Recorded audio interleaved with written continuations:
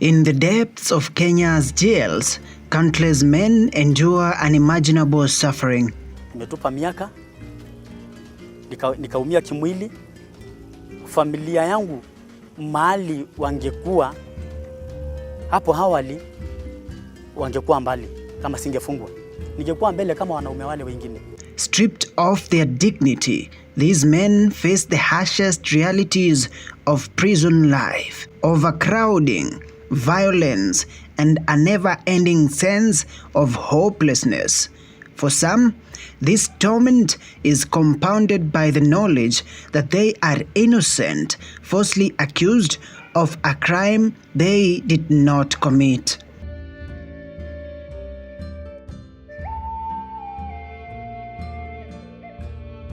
The biblical story of Joseph and Potiphar's wife serves as a timeless reminder of false accusations.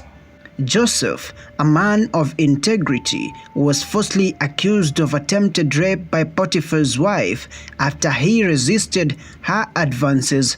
His refusal led to his imprisonment, an early example of the grave consequences of false accusations.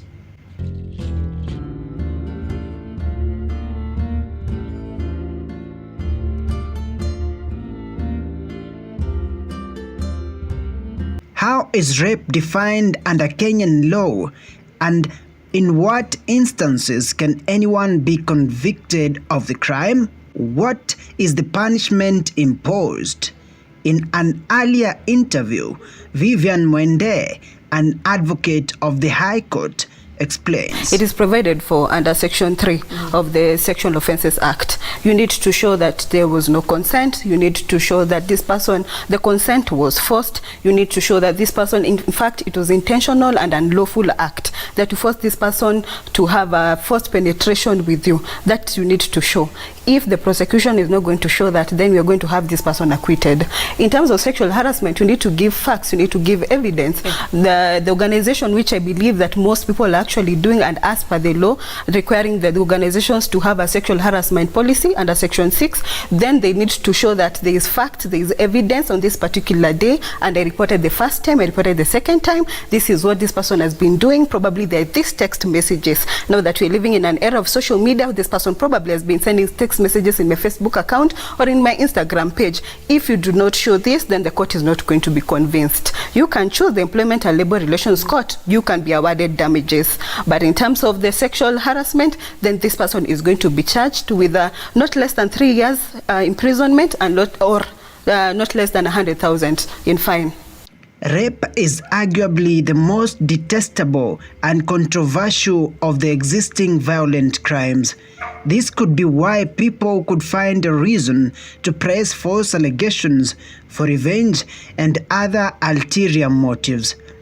But who exactly is most likely to accuse anyone falsely of a crime that attracts such a severe punishment? Most of the time, the false accusation are not by strangers.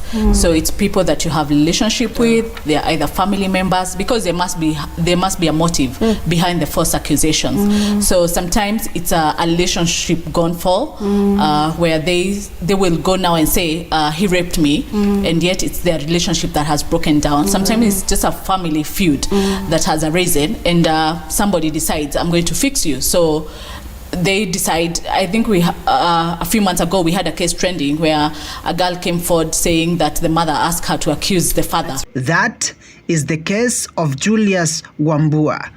His is a harrowing example of injustice. Sentenced to life in prison for defiling his own daughter, his conviction was based on the false testimony of his daughter, influenced by a land dispute with his first wife. Mnamo 007 nilikuja nikatengana na bibi yangu wa kwanza, na kiini chenye kilifanya tutengane ilikuwa shamba.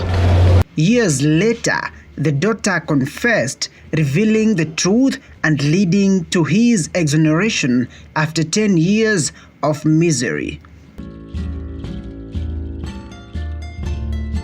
Daniel Sanju also spent 13 years in prison for a crime he did not commit.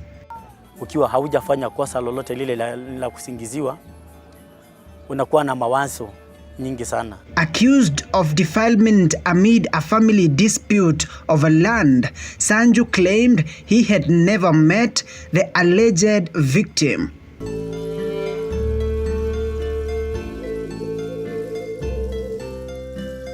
After a lengthy appeal process, his conviction was overturned due to insufficient evidence.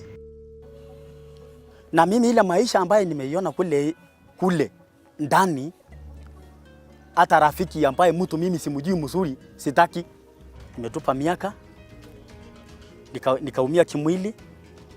Familia yangu mahali wangekuwa hapo awali, wangekuwa mbali kama singefungwa, ningekuwa mbele kama wanaume wale wengine. In an interview with Lynn Ngugi, Boniface Dhairu, a business owner in Nairobi, shares his traumatic experience of being falsely accused of raping a 2-year-old child in his teenage years. So nikachukuliwa, and ilikuwa very chaotic juu likam hizi malantuza zimekam. Una hizi nini za movie, vinyagari ukam, wasi wanashuka nini. So nikachukuliwa. Nikapelekwa police to Kenyago police station. So Kenyago police station, nauliza nimefanya nini? Nikaambiwa umeshikwa, uli rape mtoto wa 2 years old.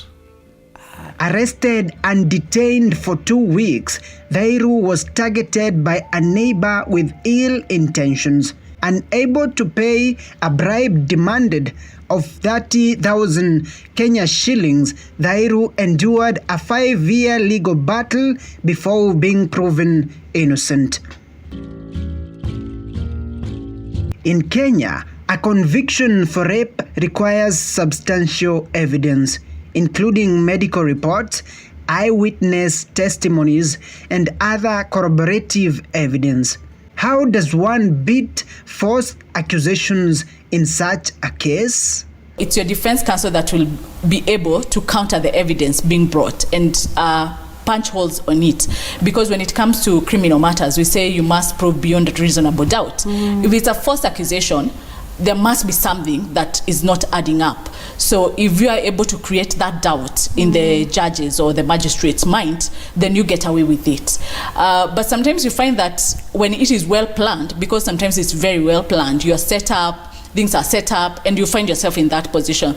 And it's very unfortunate that there are people who are serving prison sentences and yet they are falsely accused. The Kenyan justice system leaves innocent men without recourse, struggling to rebuild their lives after their release, and that is a problem. Currently in our laws, we do not have that precedence, and I don't know whether any court will be willing to set it, because then it would open up a very big loophole in our system. We must spark a discourse around this issue, advocating for justice, compensation for the falsely accused, and strict penalties for those who make false accusations. By pointing out the plight of innocent people being implicated over wrongful accusations, this report does not aim to invalidate the reality that rape exists as a menace to society.